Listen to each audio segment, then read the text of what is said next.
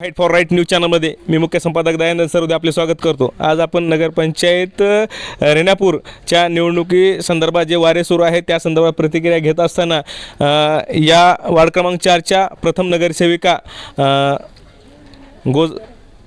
गोजरबाई सोपान आवळे ज्यांचं की म्हणजे दुःखद निधन झालेलं आहे, सर्वांना माहीत आहे। आणि त्या प्रथम नगरसेविका होत्या या वार्डच्या, आणि आता त्यांच्या मुलांनी सांगितलं की नगरसेवक असून देखील काही सुद्धा पदाचा उपयोग झाला नाही किंवा काहीच झालं नाही, माझ्या घरासमोर सुद्धा मी रस्ता करू शकलो नाही, अशा पद्धतीचे खंत त्यांनी या ठिकाणी व्यक्त केलं आहे। आणि तेच बघण्यासाठी काय परिस्थिती आहे, ॲक्च्युअल खरी खोटी काय परिस्थिती हे पाहण्यासाठी आलो। तर हे पाहू शकता की त्यांच्या घरासमोर कशी परिस्थिती आहे, म्हणजे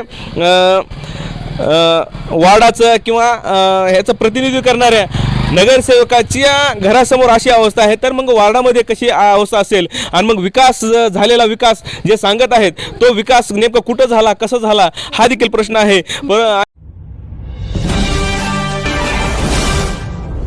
परंतु इथल्या वंचितापर्यंत, इथल्या दलितापर्यंत, इथल्या सर्वसामान्य घटकापर्यंत विकास पोहोचलाय काय, आणि ज्या सर्वसामान्य घटकाचं प्रतिनिधित्व भारतीय जनता पक्षाच्या माध्यमातून गोजरबाई आवळे यांनी केलं, त्यांच्या घरासमोरच रस्ता 5 वर्षात करू शकलो नाही, अशा पद्धतीचा खंत या ठिकाणी त्यांचा मुलगा यांनी आपल्या फाईट फॉर राईट न्यूज चॅनलशी व्यक्त केलं होतं।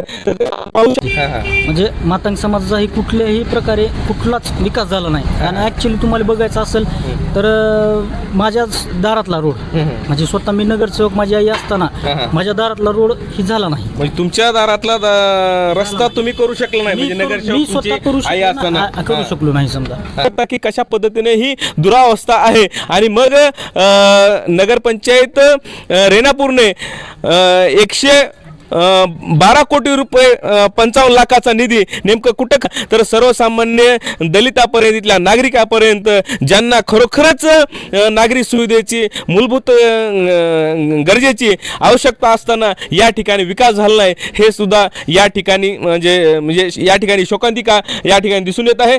थांबतो या ठिकाणी। आपल्याला यावर काय वाटतंय, ज्या नगरपंचायतचं प्रतिनिधित्व करणारे, वार्डाचं प्रतिनिधित्व करणाऱ्या नगरसेवकाच्या घरासमोर रस्ता नाही ह्या 5 वर्षामध्ये आणि नंतरच्या प्रशासकीय कालखंडामध्ये, तर याच्यापेक्षा भयानक आणि विदारक परिस्थिती कशी असू शकते हेच आपल्याला या ठिकाणी दिसून येते।